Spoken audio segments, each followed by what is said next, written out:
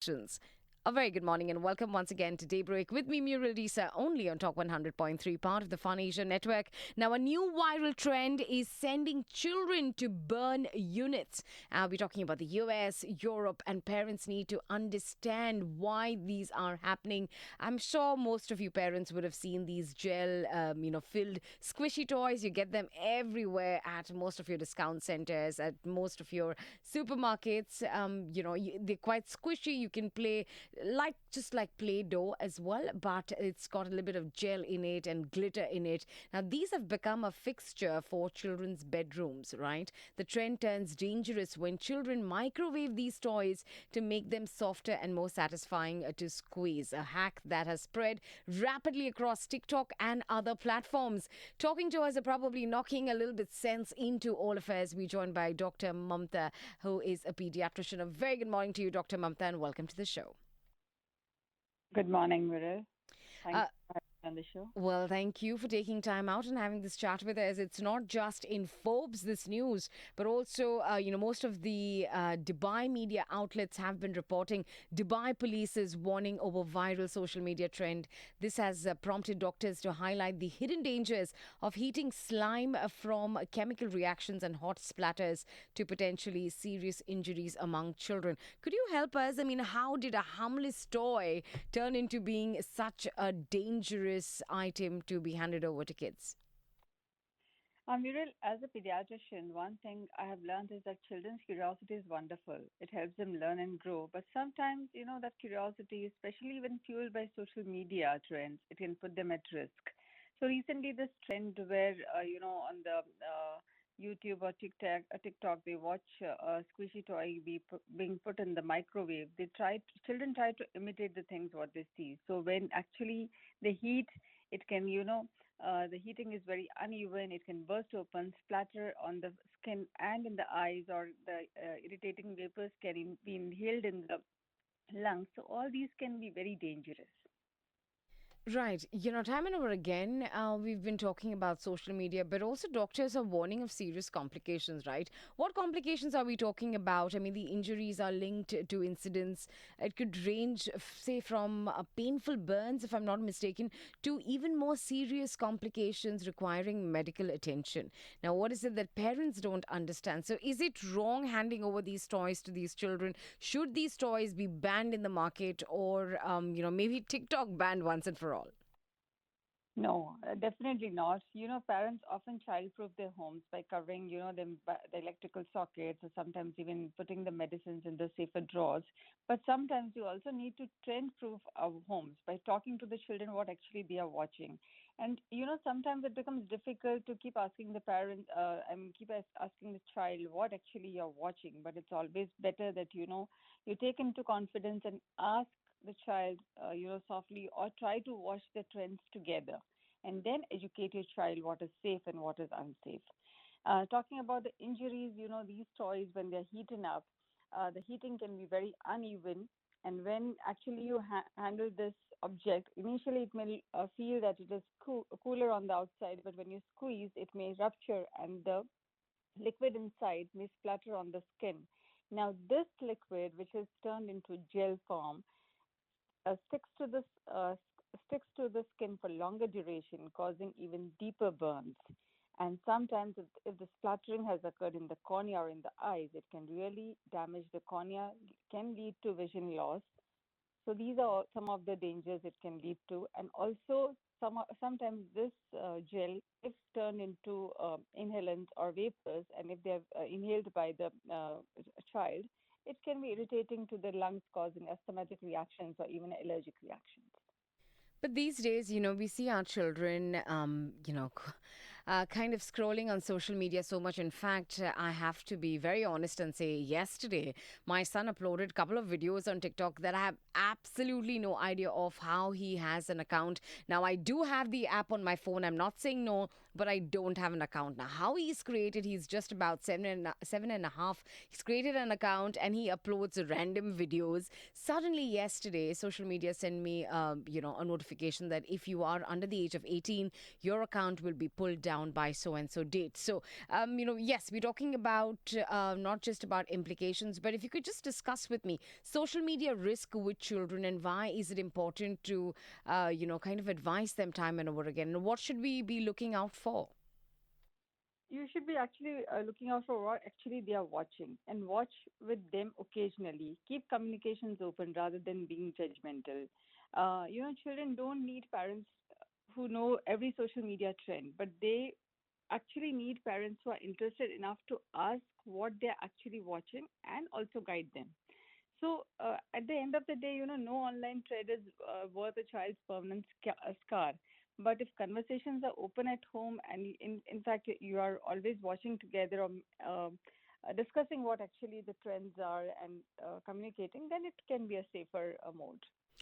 Doctor, all of this, all of these experiments in the kitchen and in their play areas are only taking place because the children probably have not really traveled. They're here during the summer months, and during the daytime, it's not a time for them to venture out and play. Now, what can we do as parents to ensure that the children are fully occupied and they do not have their mind wandering around? So you can enroll them into some summer clubs or some swimming classes or sometimes even some dance classes, some sport activity which is indoor because right now there are many courts, sport areas which are indoors and you can enroll your child there. And that's how the child has to be engaged. And definitely, I'm not saying every social media thing has to be banned, but watch them together or do some activities together, communicate and be vigilant what your child is actually doing and watching. Right. And in fact, yesterday we picked up this news of a GLP-1. A lot of parents also are opting for it because they want their children to be losing weight rapidly. Is there Yeah. any other reason that you cite? And, as a pediatrician, when, say, parents come to you to ask you about the GLP-1 dose, should they be giving their children? What is your immediate answer to them?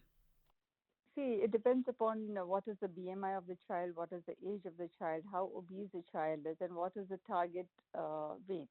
So when the difference is huge, and if the child is like already in the pivotal phase, this usually is after 12 years or 14 years when the child is teenage, and the child is like getting very conscious because of the weight, and also it impacts on the other health aspects, maybe diabetes or activity, lethargy, the backaches, all these things. If they are uh, you know, uh, uh, together harming a child's growth and development. That is the time we advise first meet an endocrinologist, get your test done, see how your hormones are, see how your insulin levels are, your glucose levels are, and accordingly, if needed, yes, it can be given to uh, children who's more than 14 years.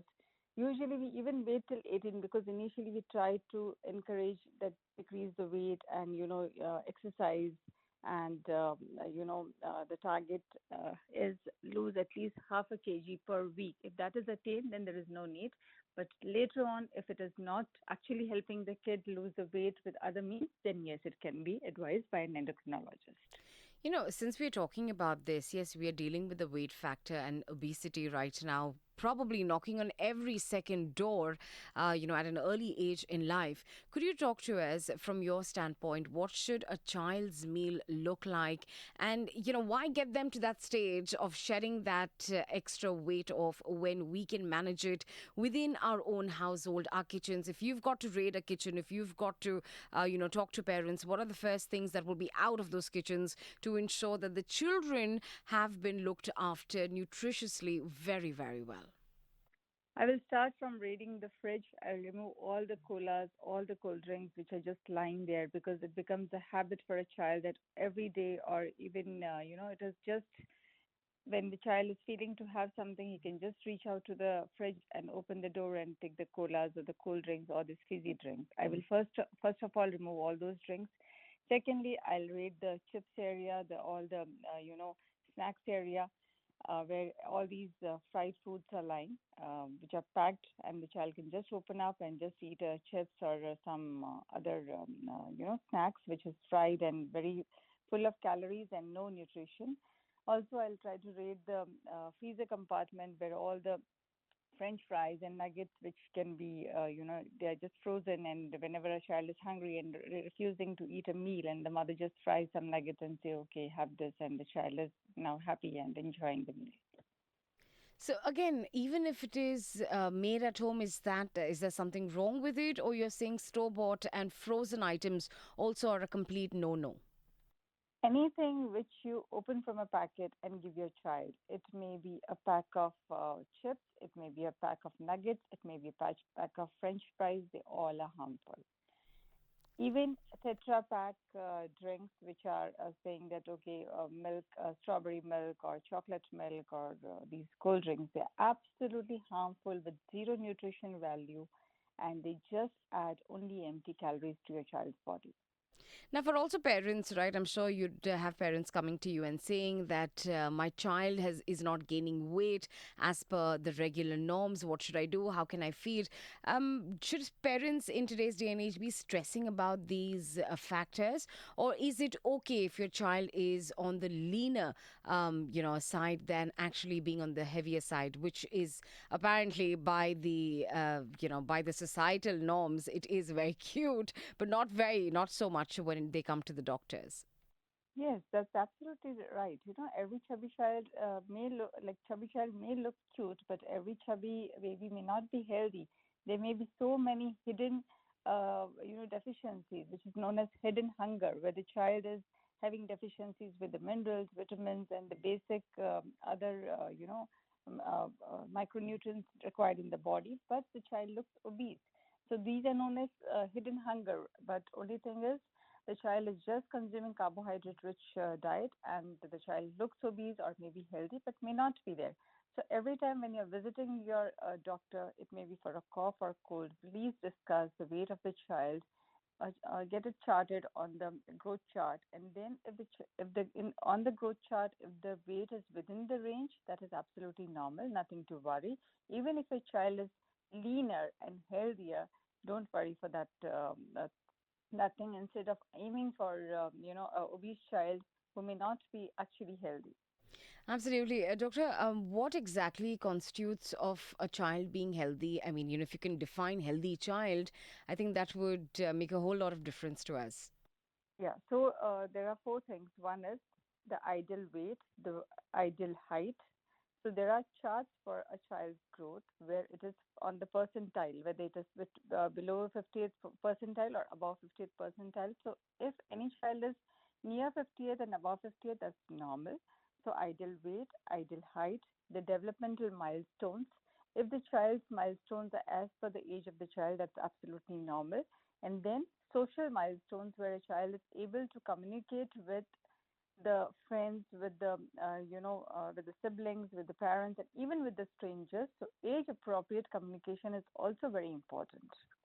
All right. Any word of advice to all parents, and especially if we go back to the squishy toys that are doing the rounds, and a lot of UAE media outlets as well picking it up, talking about how Dubai police has been warning over viral social media trends. Not just this one, there are so many, and the kind of reactions that the doctors fraternity have kind of sparked. Anything that you'd like to add on? Just like, you have to, whenever a social media turns every object into an experiment, parents should pause before allowing a child a thing to be copied. Also, teach your child what is safe. Anything which is not food should not be put into microwave. And whenever your child is playing with all these objects, try to teach them what is a healthy way or what is a safer way to play with these objects. If a toy is meant to be squeezed, it's only to be squeezed and enjoyed during that playtime, but not to be opened up or not to be heated up or not to put in the fridge or make it hard and play with it. Well, thank you very much, Doctor, for taking time out, having this chat with us. More power to you, and keep doing the good things, spreading, knowledge and spreading these conversations so that parents like us are also, made alert to be listening into such conversations too. So, thank you. Thank you, Muriel, for having me. You're more than welcome. We'll continue more conversations right here on Talk 100.3. All you have to do is quite literally stay tuned. I'll come back sharing more news.